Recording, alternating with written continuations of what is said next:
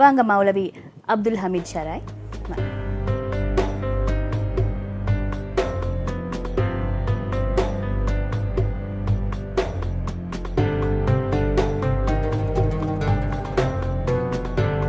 வணக்கம் மௌலவி அவர்களே. அஸ்ஸலாமு அலைக்கும். நீங்க உங்களை பற்றின ஒரு சிறிய அறிமுகம் ஒன்று கொடுங்க எங்களுக்கு, எங்கள் நேயர்களுக்காக. நான் மௌலவி அப்துல் ஹமீத் ஷராய்.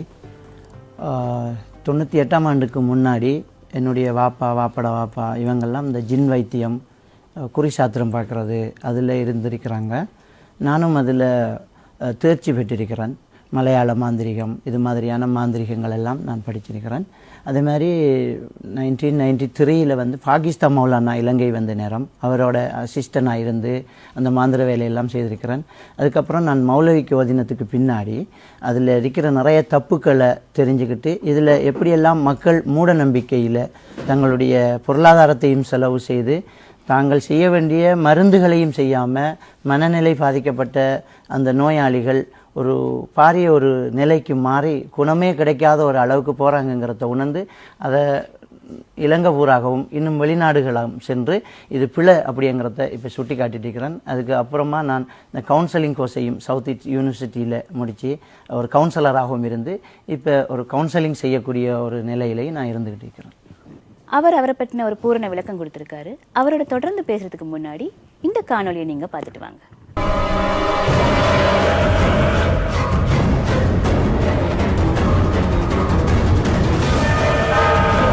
ஏன் மக்கள் அமானுஷ சக்திகள்ல தேடி போறாங்க? சாத்தானுடைய குணம் வந்தவுடன் என்ன செய்கிறார்கள்? போத்தல் எடுக்கிறார்கள், அடிக்கிறார்கள், உடைக்கிறார்கள், அங்கே பாய்கிறார்கள், இங்கே பாய்கிறார்கள். மூட நம்பிக்கை என்ற இதுதான்.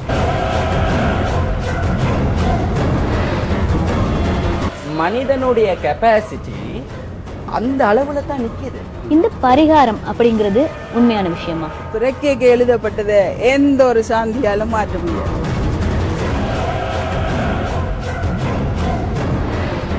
இந்த மாந்திரிகங்கிற 99% பாத்தீங்கன்னா பொய் செய்யணும்.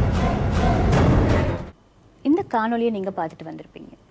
இந்த காணொலியில ஒரு 2 வாரத்துக்கு முன்னாடி நாங்க ஒரு ஜின் வைத்தியர் வந்தாரு. அது தவிர ஒரு குருக்கள் ஐயா வந்திருந்தாங்க. இவங்க எல்லாருமே இந்த பல நம்பிக்கை பற்றி பேசிட்டு இருந்தோம். இந்த நம்பிக்கை பற்றிய பேச்சுகளில் நமக்கு முக்கியமான ஒரு விஷயம் தெளிவாக இருந்தது. அதாவது எல்லாருமே ஒரு விஷயத்தை வலியுறுத்தினாங்க. என்ன அப்படின்னா, சரியான மத நம்பிக்கை இருந்தா, மத வழியில் நாங்கள் சென்றா இந்த மாதிரியான மாந்திரீகம், மூட நம்பிக்கைகள், பில்லி சூன்யம் இதெல்லாம் தேவையில்லை அப்படிங்கிறதுல உறுதியாக இருந்தாங்க. சரி, அந்த விஷயங்கள் எல்லாமே பொய் அப்படிங்கிறத உறுதிப்படுத்துறதுக்கு இன்னைக்கு மௌலவி அவங்க வந்திருக்காங்க.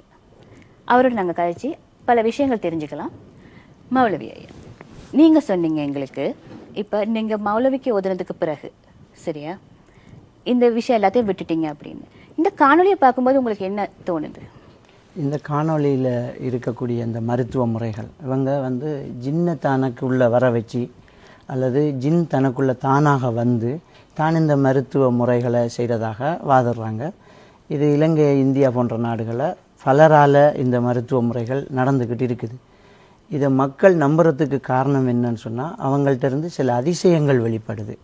சில அற்புதமாக கையிலேருந்து விபூதி எடுப்பாங்க, தாயத்தை எடுப்பாங்க, ஜின் ஆப்ரேஷன் சொல்லி எல்லாருக்கும் முன்னாலே ஒரு டாக்டர் ரூமில் வச்சு ஒருத்தரை வெட்டி தலையிலேருந்து தேவையில்லாத ஒரு கொழுப்பு கல் இருக்குதுன்னு சொல்லி எல்லாம் எடுத்து காட்டுவாங்க, கையிலேயே கொடுப்பாங்க. அதை எடுத்து அவங்க பார்த்ததுக்கப்புறம் அவங்க நினைக்கிறாங்க நமக்குள்ளே இருந்ததை இவர் ஜின்னை வச்சு மருத்துவம் செஞ்சிருக்கிறாரு அப்படின்னு நம்புகிறாங்க. நம்பினதுனால அவங்களுக்கு சுகம் கிடைக்கிறதாக அவங்க உணர்றாங்க. அதை டெலூஷன்னு சொல்கிறது.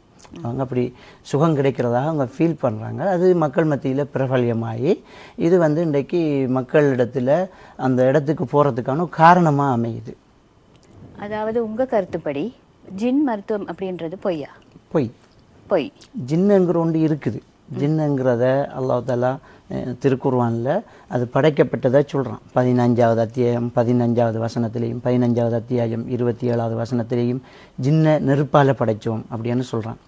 அதே மாதிரி 38வது அத்தியாயம் 35வது வசனத்தில் ஜின்னை சுலைமான் என்கிற சாலமான்னு சொல்லுவாங்க. சுலைமான் என்கிற ஒரு தீர்க்கதரிசிக்கு நாங்கள் வசப்படுத்தி கொடுத்துருந்தோம். அந்த ஜின்னை வச்சு அவர் வேலை வாங்கினார்.